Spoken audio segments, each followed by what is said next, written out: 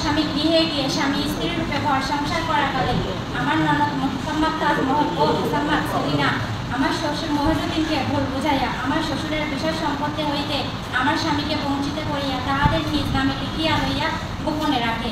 এতপর আমার উক্ত দুই ননদ তাহাদের স্বামী সহ কতিপয় বহির্গণ ব্যক্তিদের সহযোগিতায় গত 19 তারিখ 7 মার্চ 2024 সাল তারিখে আমার শ্বশুরবাড়িতে আসিয়া আমার স্বামীর সহিত ঝগড়া করিয়া আমাকে ও আমার স্বামীকে শ্বশুরবাড়ি হইতে তাড়িয়ে দিলে আমি স্বামী সহ আমার পিতার বাড়ি উত্তর বাসাটায় অবস্থান করি।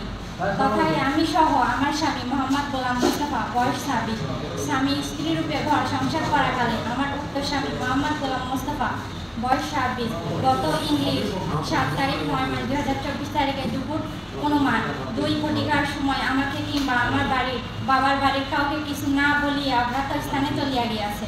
আমি সহ আমার পরিবারের সদস্যগণ উক্ত তারিখের পর হইতে আমার স্বামীর সন্ধান করিয়া না পাওয়ায় আমার স্বামীর ব্যবহৃত মোবাইল নাম্বারে 013205641001 তে রিং দিলে বন্ধ পাওয়া যায়। তৎপর আমি উক্ত বিষয়ে গত 9 তারিখ 9 মার্চ 2024 সাল তারিখে সোনাতলা থানায় একটি চিঠি করি। উক্ত চিঠি নং 394। আমি উক্ত চিঠি করিবার পর আমার শ্বশুর বাড়ির লোকেদের সহিত যোগাযোগ করিলে তাহারাও আমার স্বামীর সন্ধান জানি না মর্মে আমাকে জানায় ও আমার পরিবারের সদস্যদের বিরুদ্ধে বিভিন্ন ষড়যন্ত্র করিতেছে এবং আমাকে মিথ্যা মামলায় জড়িত করিবার হুমকি প্রদান করিতেছে। উল্লিখিত যে আমার স্বামী মোহাম্মদ গোলাম মোস্তফা আমার নিকট থাকাকালে দৈনিক ব্যক্তি 01717012417 নাম্বার সিম হইতে আমার স্বামীর ব্যবহৃত নাম্বারে 013205641001 তে রিং দিয়ে বিভিন্ন প্রকার হুমকি ধামকি প্রদান করিতেছে।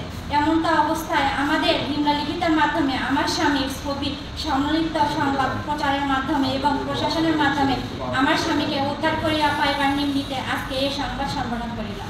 আমাদের নিম্নলিখিতের মাধ্যমে আমার স্বামী